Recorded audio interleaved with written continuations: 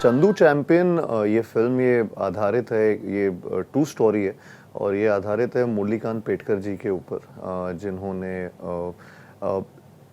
जिनकी पूरी life journey है इस फिल्म में। आई थिंक मैं उसके बारे में, पूरी जर्नी के बारे में मैं चाहूँगा कि फ़िल्म देख के आपको पता लगे।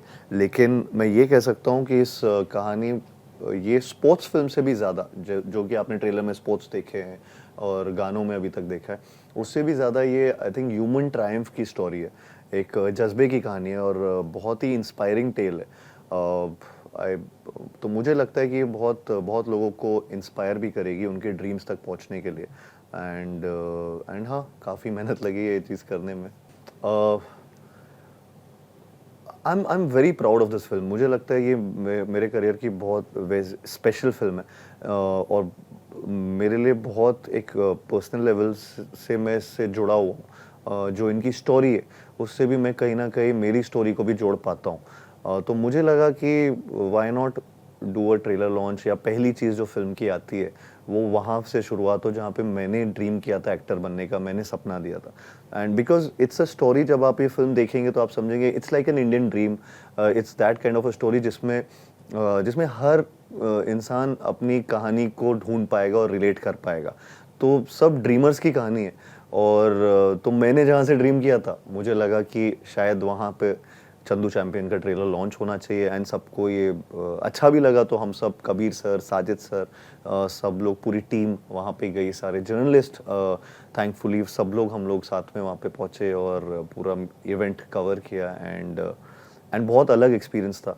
मतलब मेरे लिए पर्सनली वो बहुत ही होम कमिंग सा था। और जिस तरीके से वेलकम हुआ, जिस तरीके से ग्वालियर ने इतना प्यार दिया हम सबको, और तो मैं सबके लिए बहुत बहुत आभारी हूँ इस सब के लिए। एंड या तो ये इसलिए आई थिंक कहीं ना कहीं, क्योंकि वो स्टोरी एक जर्नी की कहानी है, तो मुझे लगा वो रिलेटेबल फैक्टर है उस चीज़ का। आई थिंक मुझे काफ़ी अलग अलग शहरों से बहुत ऐसे मैसेजेस आते हैं, या लोग मुझसे मिलने भी आते हैं जब वो कुछ किसी को कोई कन्फ्यूजन हो रहा होता है कि हम क्या करें हमारे, स्पेशली एक्टिंग करियर में अगर किसी को घुसना है तो, क्योंकि वो ये रिलेट कर पाते हैं चीज़ से कि मैं भी कहीं बाहर से आया था और ये हम में से एक है, so they relate to this story. तो जब ग्वालियर भी जा रहे थे, तो मुझे मुझे उस बात का एहसास है कि उस चीज़ से काफ़ी लोग इंस्पायर भी होते हैं इस चीज़ को लेकर कि हम भी हमारे सपने पूरे कर सकते हैं, हमारे भी ड्रीम्स पूरे हो सकते हैं, बस हार्डवर्क या सेल्फ बिलीफ की ज़रूरत है। और सो सो आई थिंक जब वहाँ पे गया और जब वहाँ पे सबको देखा, जिस तरीके का रिस्पॉन्स वहाँ पे मिला,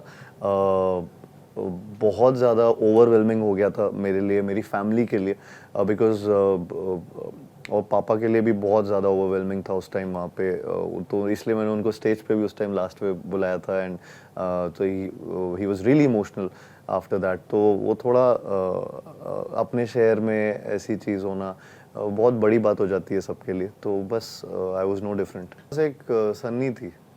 हाँ, वो स्कूटी बोलते हैं उसको, वो लाल रंग की थी वो उसको लेके गेड़िया मारने कहाँ जाते थे सब, जब आपने सपने देखे होंगे कुछ बनने के या दोस्तों के साथ जो टाइम पास होता था, बेस्ट जगह क्या थी वहाँ? वहाँ पे मुझे वहाँ पे फोर्ट बहुत बेस्ट लगता था।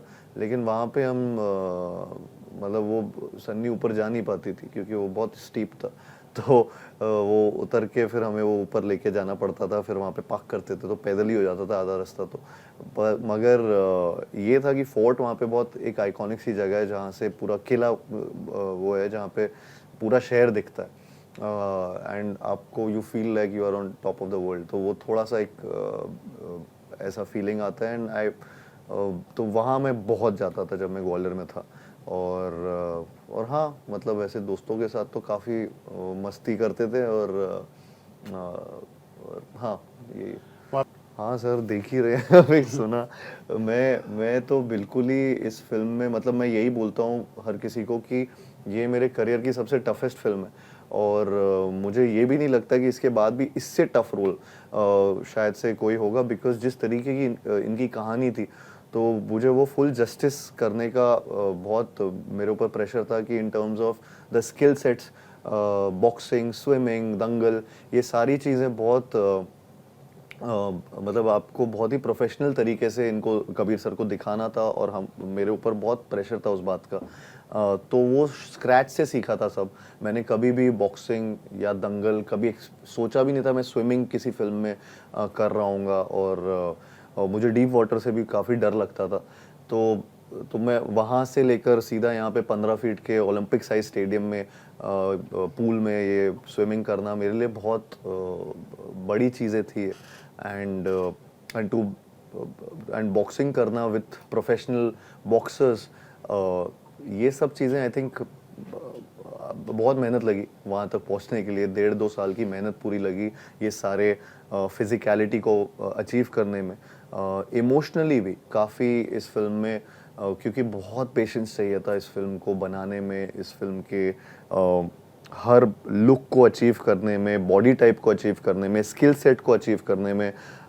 वो जो सीन्स थे वाइल इन द स्पोर्ट्स, मतलब अगर मैं स्विमिंग कर रहा हूँ तो उस टाइम क्या इमोशन है, बॉक्सिंग के टाइम पे कुछ फाइट्स में क्या इमोशन, वो while being in that zone और वो जोन इन होके वो स्पोर्ट्स खेलते टाइम मेरे अंदर क्या क्या चल रहा है वो बाहर लाना, वो इमोशन उसी टाइम पे, वो थोड़ा बहुत काफ़ी डिफ़िकल्ट था। क्योंकि हम नॉर्मली जब एक्टिंग कर रहे होते हैं तो कई बार ऐसी चीज़ें नहीं कर रहे होते हैं, आप सिंपल सीन्स कर रहे होते हैं और उनकी सिचुएशंस थोड़ी, इसकी सिचुएशन बहुत एक्सट्रीम थी जब ऐसे चीज़ें करनी पड़ रही थी मुझे।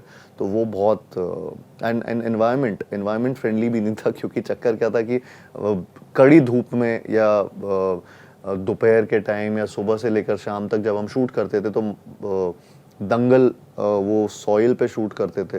तो वो अखाड़ा जो था उसकी सॉइल जो थी वो मिट्टी एकदम गर्म होती थी जिसमें हम लोग अखाड़े में गिरते थे या फिर वो लंगोटी बस पहने होते थे।